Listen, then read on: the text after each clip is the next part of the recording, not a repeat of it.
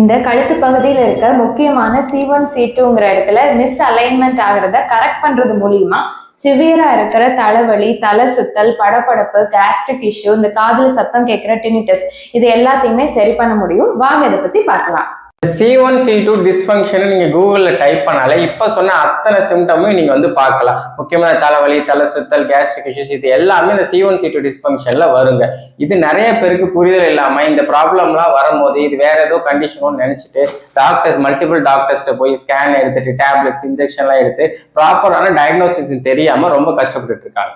இப்ப இருக்க அதிகமான sedentary life style, sitting job, stress, அதுக்கப்புறம் அதிகமாக பைக் ரைட் பண்றது, நிறைய மொபைல் யூசேஜ் பண்றது, இதனாலதான் முக்கியமா இந்த கழுத்து அப்பர் செர்விக்கல் சொல்றோம். இந்த ஏரியால இருக்க மசில்ஸ்கள் வந்து ரொம்ப இரிட்டேட் ஆகிதான் இந்த C1 C2 டிஸ்ஃபங்க்ஷன் வந்து நடக்குதுங்க. இதனாலதான் நிறைய சுத்தி இருக்க நர்வ்ஸ், வேகஸ் இதெல்லாம் டிஸ்டர்ப் ஆகிதான் மல்டிபிள் சிம்டம்ஸ் நீங்க ஃபீல் பண்ணிட்டு இருக்கீங்க. இந்த C1 C2 எந்த சைட் டிரான்ஸ்லேட் ஆயிருக்கு, எந்த சைட் டில்ட் ஆயிருக்கு, எந்த சைட் ரொட்டேட் ஆயிருக்குங்கிறத ப்ராப்பரா அசஸ் பண்ணி கைரோபிராக்டிக் மூலியமா கரெக்ட் பண்றது மூலியமாவும் இதை சுத்தி இருக்கிற மசில்ஸ் அண்ட் ஃபேஷியாவை அட்வான்ஸ் பிசியோதெரபி மூலியமா ரிலீஸ் பண்ணி கூடவே ப்ராப்பரான எக்ஸசைஸையும் பண்ணிட்டு வந்தீங்கன்னா இவ்வளோ கிரானிக் ப்ராப்ளம் மல்டிபிளா பாக்குறது எல்லாத்தையுமே குறைச்சு சில வாரங்கள்லயே இதை முழுமையா நீங்க சரி பண்ணிக்கலாம். இந்த C1 C2 ப்ராப்பரா நம்ம ட்ரீட் பண்ணாம எவ்வளோ மெடிசன் எடுத்தாலும் எவ்வளோ காஸ்ட்லியான இன்ஜெக்ஷன் போட்டாலும் இதை முழுமையா சரி பண்ண முடியாது.